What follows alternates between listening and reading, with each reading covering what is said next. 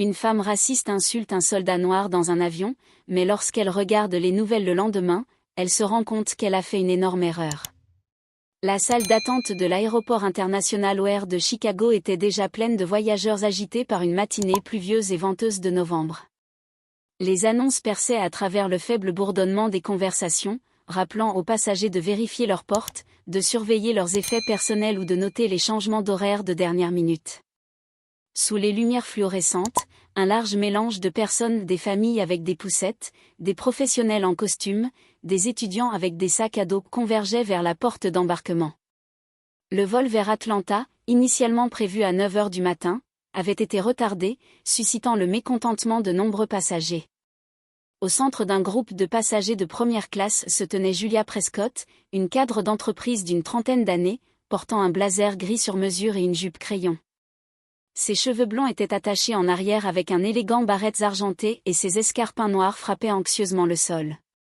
Le visage de Julia portait la frustration de quelqu'un habitué à obtenir des résultats immédiats. Elle se dirigeait vers une conférence de gestion très attendue où elle prévoyait de charmer son chemin vers une promotion de haut niveau, tout en parcourant ses emails sur son smartphone, chaque message étant urgent, envoyé par des collègues s'attendant à ce qu'elle fournisse des budgets et des présentations parfaits. Elle tenta de dissimuler son impatience. Finalement, le haut-parleur crépitant annonça que les passagers de première classe pouvaient embarquer. Julia souffla, soulagée d'échapper au chaos. Serrant son sac à main de créateur et un sac fourre-tout brillant rempli de son ordinateur portable et de ses dossiers, elle marcha rapidement sur le jet bridge à l'intérieur de l'avion. La cabine de première classe était une bulle confortable de sièges extra larges et de flûtes à champagne. Julia s'assit à son siège, le 2A, rangea son sac dans le compartiment supérieur et fit semblant de vérifier une dernière fois l'écran de son téléphone à la recherche de messages urgents. Quelques instants plus tard, un grand homme noir aux larges épaules, vêtu d'un uniforme militaire impeccable, apparut près de l'avant de la cabine, scannant les numéros de rangée. Le patch nominatif sur sa poitrine indiquait « D. Parker ». Avec une politesse mesurée, il hocha la tête vers Julia puis désigna le siège 2B à côté d'elle. Les yeux verts de Julia scintillèrent d'agacement. Elle le salua d'un sourire rigide, bien qu'un tourbillon de jugement tacite tourbillonnât dans sa tête. « Je me demande s'il est ici pour une mise à niveau gratuite ou s'il a payé le prix fort pour son siège, pensait-elle, ses préjugés murmurant qu'il ne payait probablement même pas le plein tarif. Vexée, elle s'enfonça dans son siège moelleux et claqua sa ceinture de sécurité. Son langage corporel signifiait clairement qu'elle n'avait aucune intention de faire une petite conversation amicale. Lorsque Daniel Parker s'installa à son siège, il lui offrit un discours poli et hocha la tête vers elle, mais Julia se tourna ostensiblement vers la fenêtre. Les hôtesses de l'air descendirent l'allée, proposant des boissons avant le départ, eau pétillante, jus d'orange, ou peut-être un mimosa. Une hôtesse, remarquant l'uniforme de Daniel, s'arrêta et dit « Merci beaucoup pour votre service, sergent. S'il vous plaît, faites-moi savoir si vous avez besoin de quelque chose. » Julia ne pouvait pas cacher sa frustration. Bien sûr, pensa-t-elle amèrement, les avantages pour l'armée, tout le monde se bouscule pour dire merci. Ses lèvres se pressèrent en une fine ligne tandis qu'elle attrapait son téléphone et faisait semblant d'être occupée. Elle ne se considérait pas raciste. En fait, elle se vantait auprès de ses amis qu'elle était daltonienne. Mais dans des moments comme celui-ci, en particulier lorsque son propre privilège ou son sentiment de droit se sentait menacé, elle se retrouvait à en vouloir silencieusement aux personnes qu'elle jugeait indignes. Peu de temps après, une fois les passagers de première classe installés, les portes de la cabine se fermèrent et l'avion s'éloigna de la porte. Daniel sortit discrètement une petite photo de la poche intérieure de sa veste. Julia l'aperçut du coin de l'œil. C'était une photo d'un enfant souriant, peut-être âgé de 8 ou 9 ans, portant un bandeau brillant et tenant un ballon de football. Ne pouvant réprimer sa curiosité, Julia dit froidement, « Mignon enfant. Ta fille ?» Daniel se tourna vers elle, surpris, et hocha la tête. « Oui, madame. C'est ma fille, Kayla. » Julia roula presque des yeux. « Madame » se dit-elle, se sentant fière de son succès, mais irritée. Elle doit être fière que son père soit en uniforme. « Tu rentres chez toi après ta mission, ou quelque chose comme ça ?» En fait, je vais à Atlanta pour la voir, répondit Daniel simplement. Les nerfs de Julia étaient déjà à vif, et quelque chose dans la manière dont Daniel n'avait pas élaboré la réponse l'irrita davantage. Elle se sentit obligée de pousser, ça doit être sympa d'avoir la compagnie aérienne qui vous surclasse, hein? Vous êtes en première classe, n'est-ce pas? Daniel serra légèrement la mâchoire.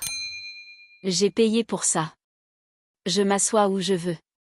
Je ne cherche pas la gratuité, si c'est ce que vous suggérez. Son ton calme mais ferme se heurta aux préjugés tacites de Julia. Elle inspira profondément, se forçant à paraître imperturbable, bien qu'à l'intérieur, elle se sentait rancunière d'être contredite. Elle mit un écouteur dans son oreille droite, se préparant à se retirer derrière sa musique et à couper court à la conversation, bien qu'un tourbillon de désapprobation bouillonnât en elle. L'idée de se séparer d'une somme importante lui semblait intimidante, mais elle ne pouvait échapper au souvenir de ses remarques cinglantes dans l'avion. Lentement, elle est entrée dans 10 000, son cœur a été frappé alors qu'elle cliquait sur « Soumettre ». Immédiatement, une confirmation est apparue, la remerciant pour son don généreux. Elle a regardé l'écran en se demandant si Daniel verrait ce nom, Julia Prescott, et se souviendrait de la femme qui avait été si méchante qu'elle aurait presque souhaité qu'il y ait un bouton pour rester anonyme. Mais, dans sa hâte, elle n'avait pas sélectionné cette option. Mettant son téléphone de côté, Julia pressa ses doigts contre ses tempes. Elle sentit que le don, bien qu'important, n'était qu'un pansement superficiel sur une blessure beaucoup plus profonde. Je leur dois plus que de l'argent, admit-elle à elle-même. Je leur dois des excuses. Le lendemain matin, Julia se réveilla avant l'aube, l'esprit troublé par un sommeil agité. Elle laissa une note à son équipe de conférence, disant qu'elle serait occupée par des questions personnelles pendant quelques heures. Puis, guidée par l'adresse de la page de collecte de fonds, elle prit une berline de location et se dirigea vers l'hôpital pour enfants Picheterie, un campus tentaculaire avec des peintures murales d'animaux de dessins animés et des panneaux directionnels lumineux. Elle se sentit inexplicablement nerveuse en se dirigeant vers l'unité de soins intensifs cardiaques pédiatriques au 3e étage. L'odeur d'antiseptique et le doux bip des machines enveloppaient l'endroit où les infirmières s'affairaient, certaines se saluant avec des sourires fatigués. Julia s'approcha du bureau central. « Je cherche Kayla Parker », dit-elle doucement, les mots semblant étrangers dans sa bouche. Une infirmière scannant une tablette électronique lui demanda. « Vous êtes de la famille ?» Julia rougit.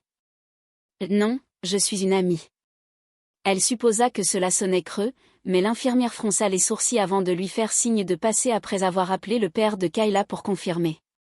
L'infirmière pointa un couloir bordé de peintures enfantines. Lorsque Julia atteignit la chambre 312, elle aperçut Daniel Parker à travers la vitre.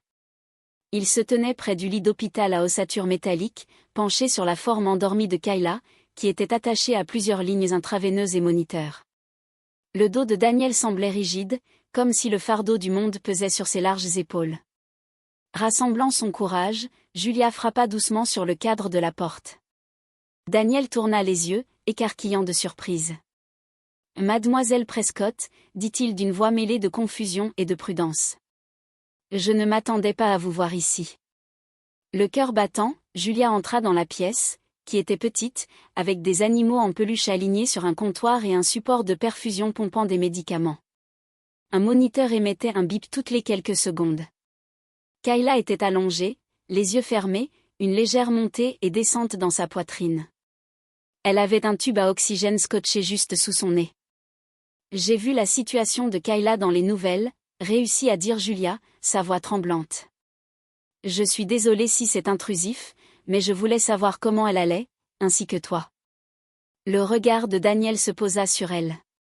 Il ne parla pas immédiatement, mais Julia sentit plus de tristesse que de colère. Il caressa doucement la main de Kayla. Elle est dans un état critique. Les médecins disent que la chirurgie spécialisée est notre meilleur espoir. Julia s'approcha du lit, ses mains se tordant devant elle. « Je suis vraiment désolée », murmura-t-elle, sentant les larmes lui piquer les yeux. Kayla s'agita, ouvrant les yeux. Elle cligna des yeux 2 fois, essayant de se concentrer sur le visage de Julia. Daniel se pencha en parlant doucement. « Chérie, il y a quelqu'un ici pour dire bonjour. » Kayla réussit à hocher légèrement la tête. Julia força un sourire, remarquant l'épuisement dans le regard de Kayla et les petites gouttes de sueur sur son front. Elle tendit la main avec précaution. « Salut Kayla, je suis Julia. J'ai rencontré ton père dans un avion il y a quelques jours. » La voix de Kayla était à peine un murmure. « Tu voyages beaucoup aussi ?» Julia déglutit. « Oui, je suis venue ici pour une conférence, mais je voulais te voir. Ton père dit que tu es très courageuse. » Un scintillement de sourire toucha les lèvres de Kayla. « J'essaie d'être.